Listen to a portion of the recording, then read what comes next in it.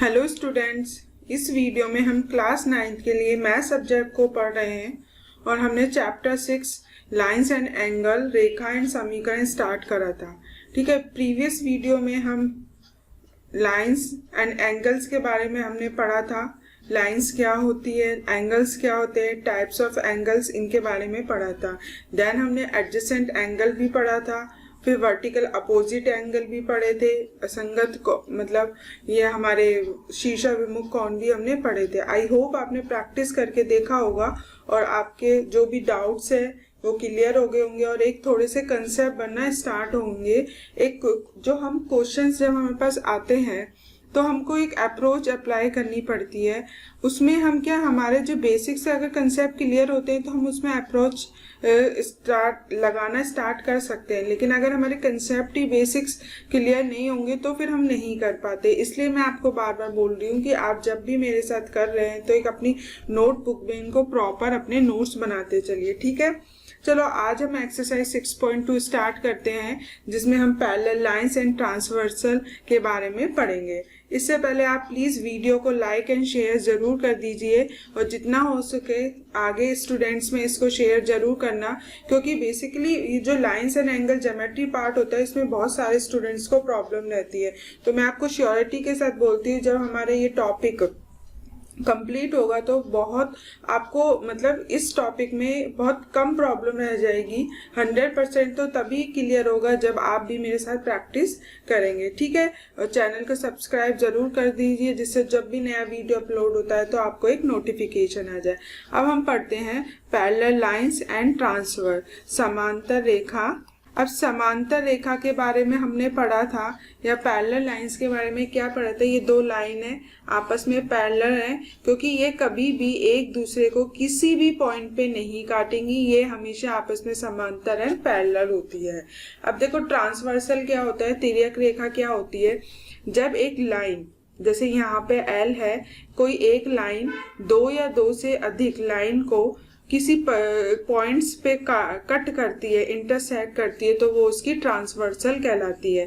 देखो जैसे यहाँ पे एक L है, यहाँ L है, वो ट्रांसवर्सल है क्योंकि जो L हमारी लाइन है वो लाइन M एंड N को P एंड Q पे इंटरसेक्ट कर रही है। ठीक है, ट्रांसवर्सल या तिर्यक रेखा क्या होती है, जब कोई लाइन किसी दो या दो से अधिक लाइन को दो फिक्स पॉइंट पे या से ज्यादा पॉइंट पे इंटरसेक्ट करती है तो वो ट्रांसवर्सल कहलाती है। ठीक है, अब इसके अकॉर्डिंग हम कुछ एंगल्स से रिलेटेड कुछ डेफिनेशंस पढ़ते हैं। और सबसे पहले हमारा कौन सा एंगल्स आते हैं, देखो vertical opposite angle and adjacent angle के बारे में हम अभी तक पढ़ चुके हैं। आज हम पढ़ते हैं ट्रांसवर्सल के ऐसे दो एंगल जो ट्रांसवर्सल के एक साइड होके या तो इस लाइन के अबव होते हैं या इस लाइन के बिलो होते हैं। देखो यहाँ पे L ट्रांसवर्सल है, वो P एंड Q पे हमें इंटरसेक्ट कर रही है, तो मैं बोल रही हूँ कि ट्रांसवर्सल के एक साइड में होना। तो एक साइड में क्या, या तो 2 है या 3 है, 6 है या 7, या फिर 1 है, 4 है, 5 एंड 8 है। वो या तो लाइन के अबव हो, ये जैसे ये लाइन के अबव ये, या लाइन के बिलो हो, तो ये आपस में क्या कहलाते हैं, संगत कोण है। तो एंगल 2 इक्वल्स टू एंगल 6 आपस में संगत कोण है। एंगल 3 एंड एंगल 7 आपस में क्या है, कॉरेस्पॉन्डिंग एंगल है। Similarly angle 1 equals to angle 5 corresponding angle है। एंगल 4 एंड एंगल 8 ये भी आपस में बराबर है, ये भी करस्पॉन्डिंग एंगल है या संगत कोण है।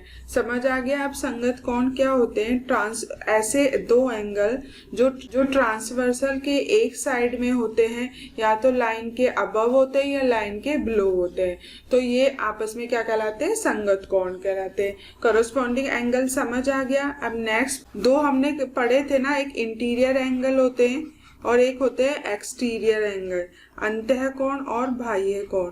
अब इनमें हम अंतः कोण और बाह्य कोण कैसे पता लगाएंगे, देखो angle 3, angle 4, angle 5 and angle 6 ये क्या है, हमारे interior angle. Same angle 1, angle 2 and angle 7 and angle 8 ये हमारे क्या है, एक्सटीरियर एंगल। ठीक है, तो एक अल्टरनेट एंगल पढ़ते हैं। नेक्स्ट अल्टरनेट एंगल, इनको बोलते हैं एकांतर कोण। ये एकांतर कोण या अल्टरनेट एंगल क्या होते हैं? देखो, जब कोई मतलब दो एंगल आपस में जेड की शेप बनाते हैं, ये वाला जेड की शेप बनाते हैं, तो वो आपस में क्या कहलाते हैं? Alternate angle. अब देखो यहाँ पे कौन बनाया है, देखो एंगल 4 एंड ये 7 आपस में क्या बना, 4 एंड 6 क्या बना रहे हैं? जेड की शेप बना एंगल 4 एंड एंगल 6। लेकिन आपने देखा है 4 एंड 6 क्या है? इंटीरियर एंगल है, तो ये क्या कहलाएंगे? अल्टरनेट। एंगल 3 एंड एंगल 5 भी, ये भी अल्टरनेट इंटीरियर एंगल होगा। अब देखो, ये तो हमने 3 एंड 6 एंड 3 एंड 5 एंड 4 6 के लिया, सेम ऐसे ही होगा 1 एंड 7 का, ये एक्सटीरियर हो जाएगा। एंगल 1 इक्वल्स टू एंगल 7, ये क्यों होगा? ये क्या होगा? Alternate. And same angle 2 is angle 8, ये भी क्या होगा? Alternate exterior angle. क्लियर हो गया? अब अल्टरनेट एंगल या एकांतर कोण क्या होते हैं? जब कोण आपस में एक जेड की शेप बना लेते हैं तो ये कहलाते हैं हमारे एकांतर कोण या अल्टरनेट एंगल। अब देखो, मैंने आपकी जेड की शेप बना के मैंने आपको दिखाया कि ये कैसे जेड की शेप बन रही है। जैसे यहाँ पे मैंने एक लाइन खींच के और बताया है यहाँ पे। अब इस जेड की शेप में जो एंगल्स आ रहे हैं वो अल्टरनेट होंगे। वो यहाँ पे 4 आ रहा है और 6 आ रहा है। अब ये इंटीरियर पार्ट में आ रहा है, हमने देख लिया था यहाँ से कि 4 एंड 6 हमारे इंटीरियर एंगल है, तो ये क्या हो गया? Alternate angle. सिमिलरली 3 एंड 5 ये भी आ रहा है, यहाँ से देखो ये वाला उल्टा जेड बन रहा है, ये उल्टा जेड बन रहा है, तो ये हो गया अल्टरनेट इंटीरियर एंगल। और ये जो एक्सटीरियर पे बन रहे हैं वो क्या होगा? 1 एंड 7 हो गया, ये एक्सटीरियर हो गया। 2 एंड 8 हो गया, वो एक्सटीरियर हो गया। आगे समझ में अब क्या होता है? ये अल्टरनेट एंगल के बारे में पढ़ लिया हमने, इंटीरियर एंगल के बारे में पढ़ा, एक्सटीरियर के बारे में पढ़ा, और प्रीवियस में क्या हमने पढ़ा? करस्पॉन्डिंग एंगल या संगत कोण के। ये तीनों चारों डेफिनेशन समझ में आ गई हमें क्या होता है। अब इनके बेस से, इनसे रिलेटेड हम जब क्वेश्चंस करेंगे ना, तब हमको समझ में आएगा कि ये इनको कैसे अप्लाई करते हैं। एक होता है जो इंटीरियर एंगल का सम भी हो सकता है, जैसे ये 3 एंड 6 हो गया जो ट्रांसवर्सल के एक साइड है, 4 एंड 5 वो एक साइड है, ठीक है। तो देखो, अब ये हमारे पास एक थ्योरम है जो अभी हमने पढ़ा है, उस कंसेप्ट पे बेस है। तो देखो इसमें क्या बोल रहा है? इफ ए ट्रांसवर्सल इंटरसेक्ट, कह रहा है if a transversal intersect 2 parallel lines, ठीक है। अगर ट्रांसवर्सल इंटरसेक्ट कर रहा है 2 parallel lines, each pair of alternate interior angle is equal. समझ में आ गया कि ट्रांसवर्सल अगर दो पैरेलल लाइंस को इंटरसेक्ट कर रहा है तो जो हमारे अल्टरनेट इंटीरियर एंगल होंगे वो इक्वल होंगे। तो देखो, ये 2 पैरेलल लाइन है, ये ट्रांसवर्सल हो गया, एल हो गया, ठीक है, ये एल हो गया। अब ये बोल रहा है कि जो हमारा क्या बोला? अल्टरनेट इंटीरियर एंगल होगा, ये वाला एंगल और ये वाला एंगल इक्वल होना चाहिए। इंटरसेक्ट कर रहा है पी एंड क्यू पे, तो ये बोल रहा है कि angle B P and Q equals to angle P Q C, ये इक्वल होगा इफ जो लाइन है ए बी पैरेलल की सी डी होगी, ठीक है। अब हम कैसे भी प्रूव कर सकते हैं, या तो एंगल को प्रूव करके लाइन को पैरेलल कर देते हैं, या लाइन को पैरेलल करके एंगल को प्रूव कर लेते हैं। तो देखो, अगर ये ए बी लाइन, जो A B and C D आपस में पैरेलल होंगी, तो ये वाले जो कोण है, ये वाला कोण या ये वाला कोण, एंगल बराबर होना चाहिए। तो हमको यही तो प्रूफ करना है। तो देखो, इसको प्रूफ करने के लिए करते हैं, ये वाला एंगल और ये वाला एंगल क्या है? बराबर है। प्रीवियस पे हमने पढ़ा था क्यों है बराबर। देखो, एक लाइन पे ये जो इंटरसेक्ट करती है, ये वाले एंगल बराबर होते हैं। क्यों होते हैं? वर्टिकल अपोजिट एंगल होते हैं। क्लियर हो गया? तो देखो, एंगल, इसको नाम क्या दे देते हैं? ए बी सी डी, इसको ले लेते हैं ई एंड एफ। ये गिवन हो गया, ये इक्वेशन 1 हो गई, ये इक्वेशन 2 हो गई। फ्रॉम इक्वेशन 1 एंड 2 देखो, इसका जो लेफ्ट साइड है वो बराबर है, तो राइट बराबर हो जाएगा। Angle E F A equals to क्या हो गया? एंगल पी क्यू सी, और ई एफ ए और ये वाला एंगल और ये वाला एंगल बराबर हो गया।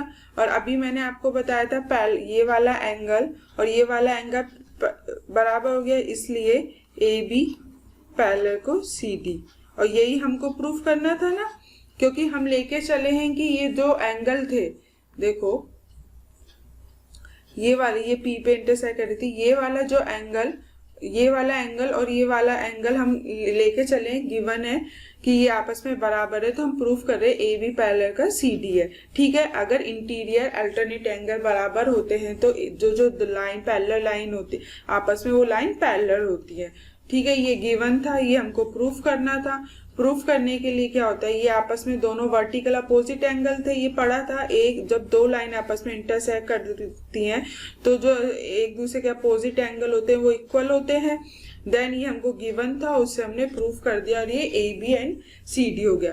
देखो, अगर कोई vertical alternate interior angle equal होते हैं तो दो लाइन आपस में पैरेलल होती है। सेम वाइस वर्सा भी होता है कि अगर ये दो line A B and C D आपस में पैरेलल है तो इसके इंटीरियर वर्टिकल अपोजिट एंगल या इंटीरियर अल्टरनेट इंटीरियर एंगल हमारे जो एकांतर अंतःकोण होते हैं वो बराबर होते हैं। ठीक है, तो देखो वो सेम नेक्स्ट थ्योरम में बोल रहा है कि इफ ट्रांसवर्सल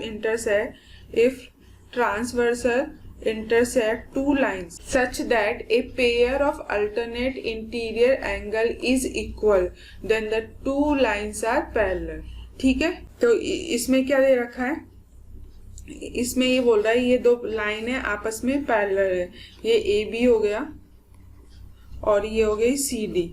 ठीक है, ये ट्रांसवर्सल है एल और ये पी एंड क्यू पे इंटरसेक्ट कर रही है। ये बोल रहा है कि अगर ये वाला एंगल और ये एंगल, ये अल्टरनेट एंगल है ना, ये अगर आपस में बराबर हैं तो A B line and C D line आपस में क्या होंगी, पैरेलल होगी। और ये प्रीवियस थ्योरम में मैं प्रूफ कर चुके हैं, इसका जस्ट उल्टा तो प्रूफ किया था, तो इसका मैंने बोला इसका सेम वाइस वर्सा भी होगा। तो क्लियर हो गया। अब देखो नेक्स्ट थ्योरम में क्या बोला, इन थ्योरम का प्रूफ नहीं है आपके सिलेबस में, तो इसलिए जस्ट हम इनको रिमाइंड कर रहे हैं। इसके जो कंक्लूजन है, इसका रिजल्ट है, वो हम आगे नेक्स्ट क्वेश्चन में यूज लेंगे। If a transversal intersect two parallel lines then each pair of interior angle on the same side of transversal is supplementary। देखो ये क्या बोल रहा है कि दो लाइन है A B and C D, ये A B and C D and transversal क्या हो गया, ये एल हो गया, ये ट्रांसवर्सल हो गया, ये एल हो गया, ये इंटरसेक्ट कर रहा है point P and point Q पे। ठीक है, ये बोल रहा है कि each pair of interior angle, ये वाला इंटीरियर एंगल हो गया, एक ये हो गया, एक ये वाला इंटीरियर एंगल है और ये बोला सेम साइड ऑफ ट्रांसवर्सल। तो ये जैसे ये एंगल 1, ये 2, ये 3, ये 4, तो same side of transversal के क्या होगा 1 and 3, 2 and 4, तो एंगल 1 प्लस एंगल 3 क्या होगा 180 degree and angle 2 plus angle 4 is also है 180 डिग्री। समझ आ गया। जो हमारी तिर्यक लाइन होती है उसकी एक साइड पे जो अंतःकोण बनते हैं उनका योग क्या होता है 180 डिग्री हो गया। ये आगे हम क्वेश्चंस में यूज लेंगे, इसलिए ये थ्योरम मैं आपको समझा रही हूँ। नेक्स्ट पढ़ते हैं। देखो ये भी सेम इसी की थ्योरम है, रिवर्स है। A transfer intersect two lines such that pair of interiors angle of same side of transfer is supplementary then two lines are parallel. इसमें भी सेम वही बात बोली है, जस्ट रिवर्स है। ये दो लाइन है A and B and C and D. ठीक है, ये ट्रांसवर्सल है ये हो गया एल जो पी एंड क्यू पर इंटरसेक्ट कर रहा है। ये बोल रहा है कि ये इंटीरियर हो गया, ये 1 and 2, 3 and 4। अगर interior line such that pair of अगर angle 1 plus angle 3 is 180 degree and angle 2 plus angle 4 is 180 180 degree. That means अगर ऐसा होता है तो line A B parallel to C D होगा। ठीक है, प्रीवियस वाली जो थ्योरम थी उसमें हमने पढ़ा था कि अगर line A B and C D आपस में पैरेलल है, समांतर है, तो इनके जो अंतः कोणों का योग होगा, जो हमारी तिर्यक लाइन है उसके एक साइड अंतः कोणों का योग होगा वो 180 डिग्री होगा। अब इसमें हमने जस्ट रिवर्स पढ़ा है, उसके जो भी हमने रिजल्ट पढ़े हैं ये हमको आगे क्वेश्चंस में काम आएंगे। क्लियर? अब देखो ये अब मैंने ये आपको क्वेश्चंस लिए हैं, ये बेसिकली जो आर.डी. शर्मा आपकी बुक है उसका क्वेश्चंस है, बट ये क्वेश्चंस मैं आपको इसलिए करा रही हूँ, अभी तक हमने जो भी थ्योरम पढ़ी है, जो भी बेसिक्स पढ़ा है लाइन से रिलेटेड, एंगल से रिलेटेड, वो इन सारे क्वेश्चंस में कवर हो जाएगा।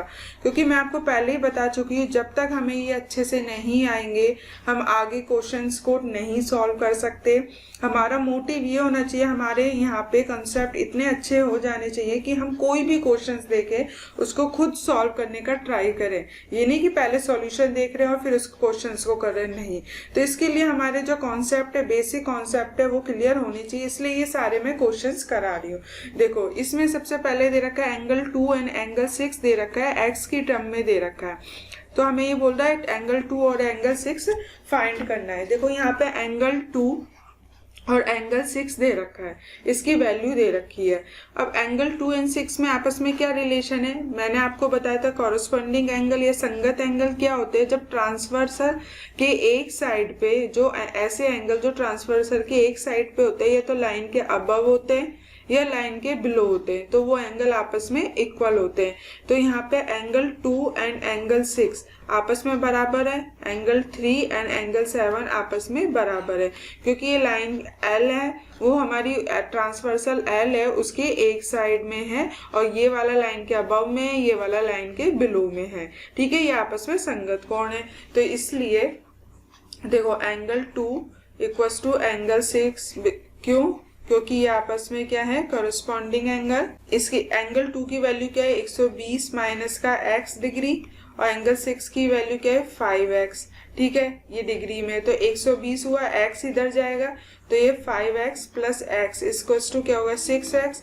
तो 120 इक्वल्स टू 6x हो गया, तो x की वैल्यू क्या हो गई है, 120 अपॉन 6, तो ये कितना हो गया, 20 डिग्री। x की वैल्यू आ गई है 20 डिग्री। इससे एंगल 2 की वैल्यू में क्या आएगा, एंगल 2 की वैल्यू क्या थी, 120 माइनस का x थी, इसमें x की वैल्यू हमने पुट करी है, तो 120 माइनस का 20 हो गया, ये कितना आ गया, 100 डिग्री। सेम एंगल 6 क्या है, 5x, और x की वैल्यू कितनी है, 20, तो ये भी क्या आ गया, 100 डिग्री। ठीक है, ऐसे हमें ये क्वेश्चन सॉल्व करने हैं। मैं सारे क्वेश्चन अभी तक जो भी हमने डेफिनेशन पढ़ी है, चाहे वो करस्पॉन्डिंग एंगल हो, अल्टरनेट एंगल हो, इंटीरियर एंगल हो, या फिर हमने ये जो भी थ्योरम पढ़ी है उनसे रिलेटेड ये सारे एग्जाम्पल करा रही हूँ। ठीक है, एक्सरसाइज के क्वेश्चन हम बाद में करेंगे, पहले ये हमारे कॉन्सेप्ट क्लियर होने चाहिए। ठीक, चलो नेक्स्ट करते हैं हम। एंगल 3 एंड एंगल 6 हमें दे रखा है x की टर्म में, ये एंगल 3 दे रखा है, ये एंगल 6 दे रखा है, हमें एंगल 3 एंड 6 निकालना है। ये एंगल 3 हो गया और ये एंगल 6 हो गया। अब बताओ इनमें क्या है, एंगल 3 एंड एंगल 6 में L है, हमारा ट्रांसवर्सल है।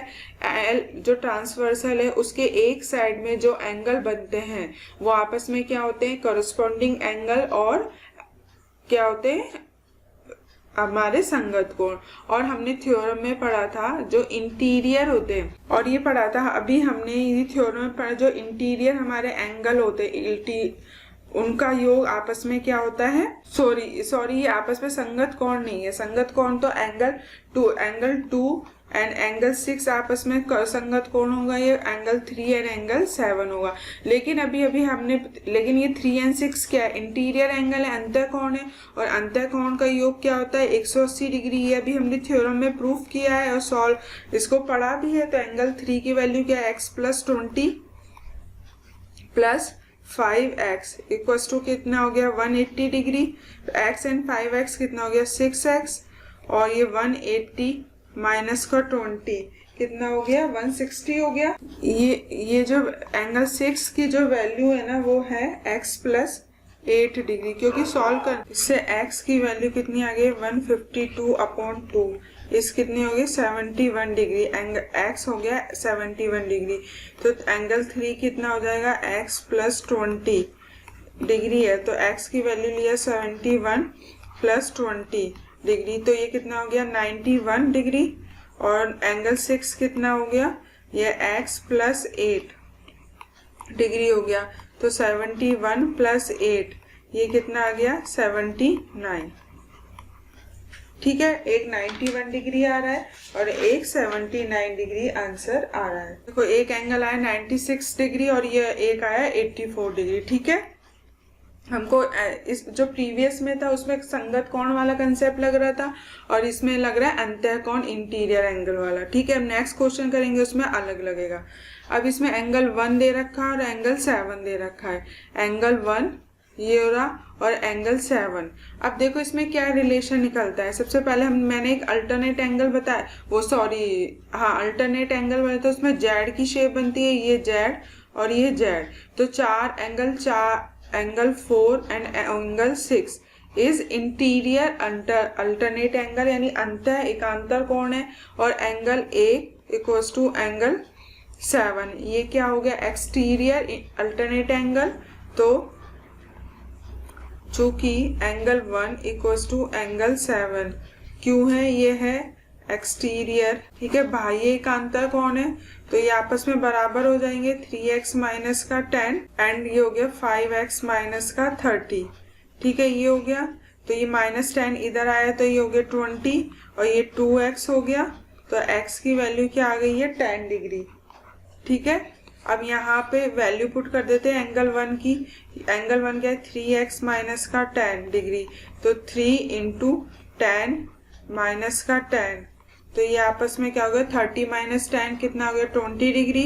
Similarly angle 7 is 5x minus का 30 डिग्री, तो 5 इंटू 10 माइनस का 30, तो ये कितना हो गया 50 माइनस 30 कितना हुआ 20 डिग्री।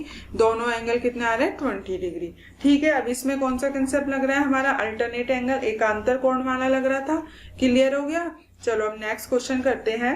इसमें एंगल 2 दे रखा है, एंगल 5 दे रखा है। ये एंगल 2 दे रखा है और एंगल 5 दे रखा है। हमें एंगल 1 निकालना है, ये वाला एंगल 1 निकालना है। तो देखो एंगल 2 एंड 5 का रिलेशन निकालते हैं।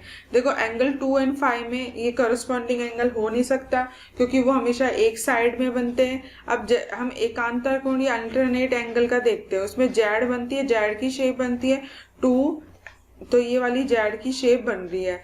एंगल 3 एंड 5 क्या है, एंगल 3 एंड एंगल 5 एकांतर कोण है एंड एंगल 2 एंड एंगल 8 एकांतर कोण है, लेकिन 2 एंड 5 के बीच में कोई रिलेशन नहीं आ रहा है। लेकिन angle 2 and angle 2 and angle 4 आपस में बराबर है। क्यों बराबर है, देखो एंगल 2 और एंगल 4 हमारा बराबर है क्योंकि ये वर्टिकल अपोजिट एंगल है। एंड 4 और 5 क्या है अंतः कोण है। अंतः कोण का योग क्या होता है 180 डिग्री, तो एंगल 4 प्लस एंगल 5 इस कितना हो गया 180 डिग्री। एंगल 4 2 के बराबर एंगल, तो इसकी वैल्यू कितनी होगी 2x प्लस y हो गई।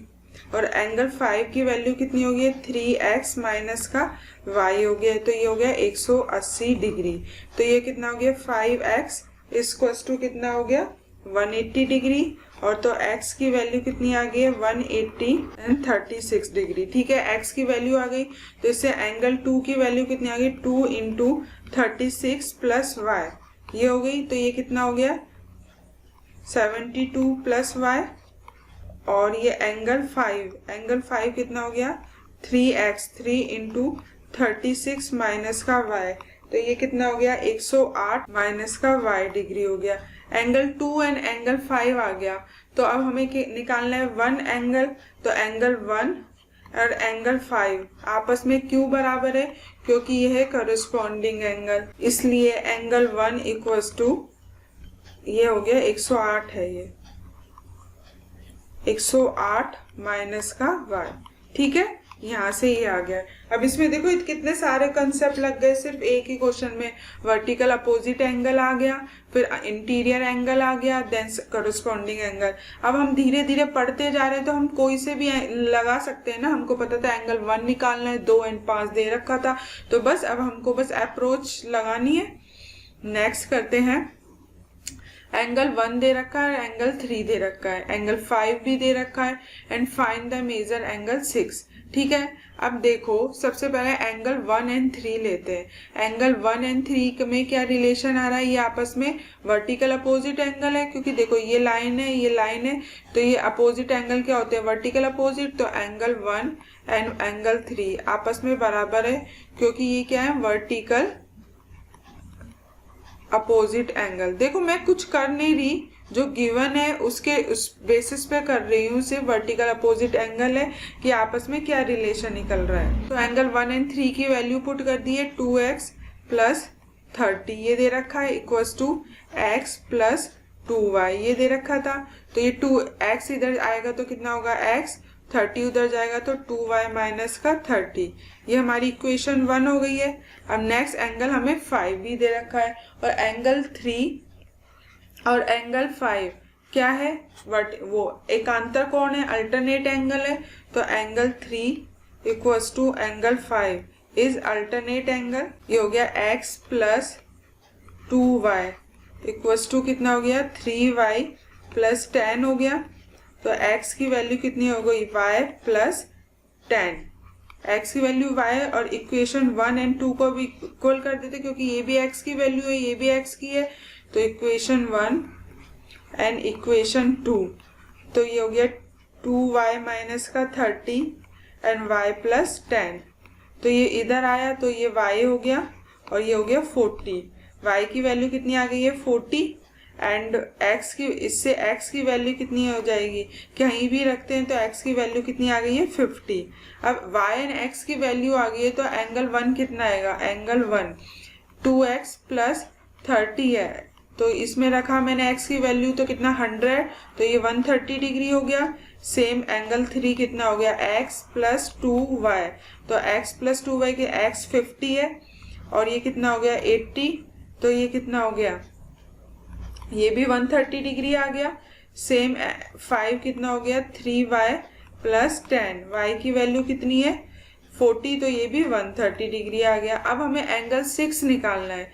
एंगल 6 क्या हो सकता है, अब देखो एंगल 1, एंगल 3 एंड एंगल 5 आ गया, हमें एंगल 6 निकालना है। देखो 5 एंड 6 का कोई रिलेशन नहीं पड़ा, देन हमने इसका रिलेशन 4 एंड 6 का हो सकता है, एंड 1 एंड 7 का हो सकता है। 3 एंड 6 का रिलेशन है, 3 एंड 6 का ये अंतर कोण है, और इनका योग क्या होता है 180 डिग्री। मैं यहाँ कर रही हूँ 3 प्लस 6 कितना होता है 180 डिग्री, और 130 एंगल 3 की वैल्यू कितनी है 130 degree, plus angle 6 is 180 degree, ये जाएगा तो कितना आ जाएगा 50 डिग्री। ठीक है, एंगल 6 ही निकालना था। क्लियर हो गया। मैंने क्या अप्रोच लगाई है, मैंने कुछ नहीं लगाया, बस जो हमको जो गिवन था मैं उसके बेसिस पे करती गई, जो रिलेशन आ रहा था उसको उसके बेसिस पे सॉल्व किया, उससे एंगल 6 किया गया। एक और बार बताती हूँ मैं इसको क्वेश्चन को कैसे किया। देखो angle 1, angle 1, angle 3 and angle 5 हमें गिवन था, ये गिवन था। अब एंगल 1 एंड एंगल 3 आपस में शीर्ष विमुख कोण है, वर्टिकल अपोजिट एंगल है। कैसे हैं, ये दो लाइनें आपस में इंटरसेक्ट करती हैं, तो ये जो अपोजिट एंगल होते हैं वो वर्टिकल अपोजिट एंगल कहलाते हैं, ये आपस में बराबर होते हैं, तो इनको बराबर रख के ये एक इक्वेशन आई है।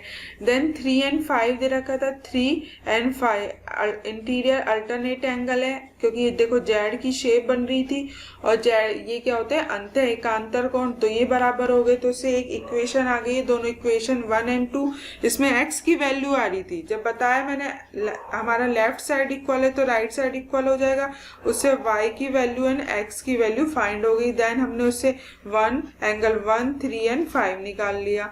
अब एंगल 1, 3, 5 को निकाल के मैंने देखा कि 6 के साथ क्या रिलेशन बन रहा है, तो 6 के साथ 3 एंड 5 का बन रहा है, वह 3 एंड 6 का क्या बन रहा है, ये आपस में अंतः कोण होते हैं, और अंतः कोण का योग क्या होता है 180 डिग्री। क्लियर होगा। चलो हम नेक्स्ट क्वेश्चन करते हैं। देखो एंगल 4 एंड एंगल 7 दे रखा है, अब हम अप्रोच लगाना सीखते हैं। देखो 4 और 7 में कोई डायरेक्ट रिलेशन नहीं निकल रहा। एंगल जो 7 और 5 है वो क्या होते हैं, वर्टिकल अपोजिट एंगल। अगर मैं ये वाला रिलेशन ले लेती हूँ तो 4 और 5 के अंतः कोण बन जाएगा और इनका योग क्या होता है 180 डिग्री। क्योंकि देखो इसके बीच में और कैसा भी रिलेशन नहीं बन सकता। देखो एंगल 1 और एंगल 5 क्या होते हैं, संगत कोण होते हैं, कॉरस्पॉन्डिंग एंगल, तो कोई सेंस नहीं है। और 2 और 4 का रिलेशन लेते हैं तो कोई मतलब नहीं है। एंगल और ये एकांतर कोण बनते हैं 3 और 5 और 1 और 8, तो भी अंतर नहीं है, कोई सेंस नहीं है। तो इसलिए ये वाला लिया मैंने, angle 5 and angle 7 is equal to, क्यों है ये वर्टिकल, इसलिए एंगल 4 प्लस एंगल 5 कितना हो गया 180 डिग्री, और ये हो गया 4x plus 5x equal to 180 degree. ये हो गया 9x हुआ, तो x की वैल्यू कितनी आ गई है 20 डिग्री। ठीक, तो एंगल 4 कितना हो गया 4 इंटू 20 80 डिग्री, एंड एंगल 7 कितना हो गया 5 इंटू 20, तो ये हो गया 100 डिग्री। देखा मैंने कोई अप्रोच नहीं लगाई, बस जो मुझे आता था बस मैंने वो अप्लाई तो किया है, कोई एक्स्ट्रा कोई अप्रोच तो लगी ही नहीं है। तो देखो नेक्स्ट क्वेश्चन है, ये लास्ट क्वेश्चन है, एग्जाम्पल है। इसमें क्या दे रखा है mx3, ये वाला mx3, ये m हो गया, ये x हो गया और ये q, ये कितना दे रखा है 135 डिग्री। m y और r, ये m y और r, ये वाला कितना देखा 40 डिग्री। तो एंगल x m y निकालना है। अब देख, और हमारे पास लाइन क्या है P Q and R S, हमें पैरेलल लाइन दे रखी है। ठीक है, अगर पैरेलल दे रखी है तो देखो कोई ट्रांसवर्सल लाइन तो दिख ही नहीं रही है। ट्रांसवर्सल लाइन नहीं दिखेगी जब तक हम कोई रिलेशन नहीं निकाल सकते, तो इसलिए मैंने ये लाइन ड्रॉ कर दी है।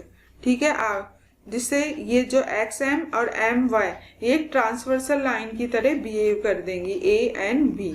ठीक, अब देखो ये वाला एंगल और ये वाला एंगल अगर हमारा निकल जाता है तो ये क्या होगा, पूरा एंगल हो जाएगा एक्स एम वाई।